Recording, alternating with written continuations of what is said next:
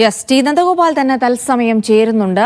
നന്ദഗോപാൽ തന്നെ സൂചിപ്പിച്ചതുപോലെ തന്നെ ധാരാളം സാധാരണക്കാരായ രോഗികൾ ഹൃദയ ശസ്ത്രക്രിയയായി ആശ്രയിക്കുന്നത് സർക്കാർ ആശുപത്രികളിലാണ്. 158 കോടി ഇംപ്ലാന്റ് വിതരണക്കാർക്ക്, മെഡിക്കൽ ഇംപ്ലാന്റ് വിതരണക്കാർക്ക് സർക്കാർ നൽകാനുണ്ടെന്ന് പറയുമ്പോൾ അതൊരു ഭീമമായ തുകയാണ്. അത് ഉടൻ നൽകിയില്ലെങ്കിൽ സ്റ്റെന്റ് വിതരണം മുടങ്ങുന്ന അവസ്ഥയിലേക്കാണ് കാര്യങ്ങൾ പോകുക. സർക്കാരിന്റെ ഒരു അടിയന്തര ഇടപെടൽ ഇക്കാര്യത്തിൽ ആവശ്യമാണ്. അത്തരത്തിലുള്ള എന്തെങ്കിലും നടപടികളിലേക്ക് സർക്കാർ കടക്കുന്നുണ്ടോ നന്ദഗോപാൽ?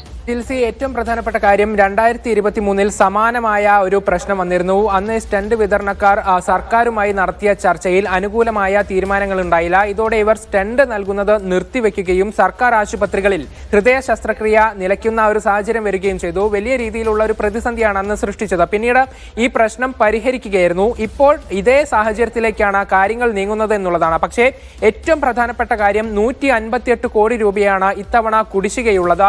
ഇത് ചരിത്രത്തിൽ തന്നെ ആദ്യമായാണ് ഇത്രയും വലിയ ഒരു തുക കുടിശ്ശിക വരുന്നത്. അതുകൊണ്ട് തന്നെ സ്റ്റെന്റ് വിതരണക്കാർക്ക് തീരെ മുന്നോട്ട് പോകാൻ പറ്റാത്ത ഒരു സാഹചര്യമാണ്. സംസ്ഥാനത്തൊട്ടാകെ 43 സ്റ്റെന്റ് വിതരണക്കാരാണുള്ളത്. ഇതിൽ കണക്കുകൾ നോക്കിയാൽ ഒരാൾക്ക് തന്നെ 4 കോടി രൂപയുടെ അടുത്ത് കിട്ടാനുണ്ട്. ഇവർക്ക് ഇത്തവണ സ്റ്റെന്റ് വിതരണം നിർത്തിവെക്കാൻ താല്പര്യമില്ല. പക്ഷേ ഈ സ്റ്റെന്റ് നിർമ്മിക്കുന്ന കമ്പനികൾ വിതരണക്കാർക്ക് ഇതിന്റെ കുടിശ്ശികയായി നൽകാൻ തയ്യാറല്ല. അതുകൊണ്ട് തന്നെ ഈ തുക കിട്ടാതെ ഇവർക്ക് സ്റ്റെന്റ് കമ്പനികളിൽ നിന്നും വാങ്ങി ആശുപത്രികളിലേക്ക് എത്തിക്കാൻ സാധിക്കില്ല.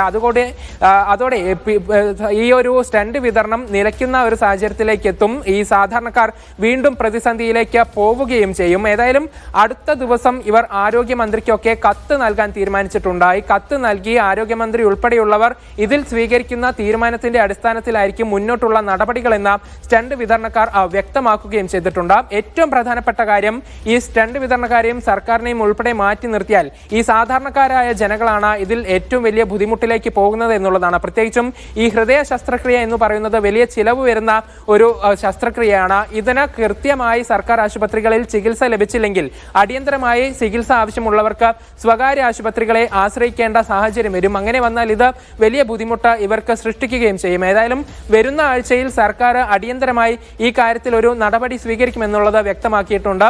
പ്രത്യേകിച്ചും 2024 ജൂൺ വരെ 41 കോടി രൂപയാണ് ഈ സ്റ്റെന്റ് വിതരണക്കാർക്ക് കിട്ടാനുള്ളത്. ഇതെങ്കിലും അടിയന്തരമായി ഇവർക്ക് നൽകണമെന്നുള്ളതാണ് വിതരണക്കാർ ആവശ്യപ്പെട്ടിരിക്കുന്നത്. ഇത് കിട്ടിയാൽ മുന്നോട്ട് കുറച്ചുകൂടെ കാലം മുന്നോട്ട് സ്റ്റെന്റ് വിതരണം കൊണ്ടുപോകാൻ സാധിക്കുമെന്നുള്ളത് വിതരണക്കാർ വ്യക്തമാക്കിയിട്ടുണ്ട്. ഏതായാലും ഈ കത്ത് ലഭിക്കുന്നതിന്റെ അടിസ്ഥാനത്തിൽ സർക്കാർ എടുക്കുന്ന നിലപാടിനനുസരിച്ചായിരിക്കും തുടർ നടപടികൾ.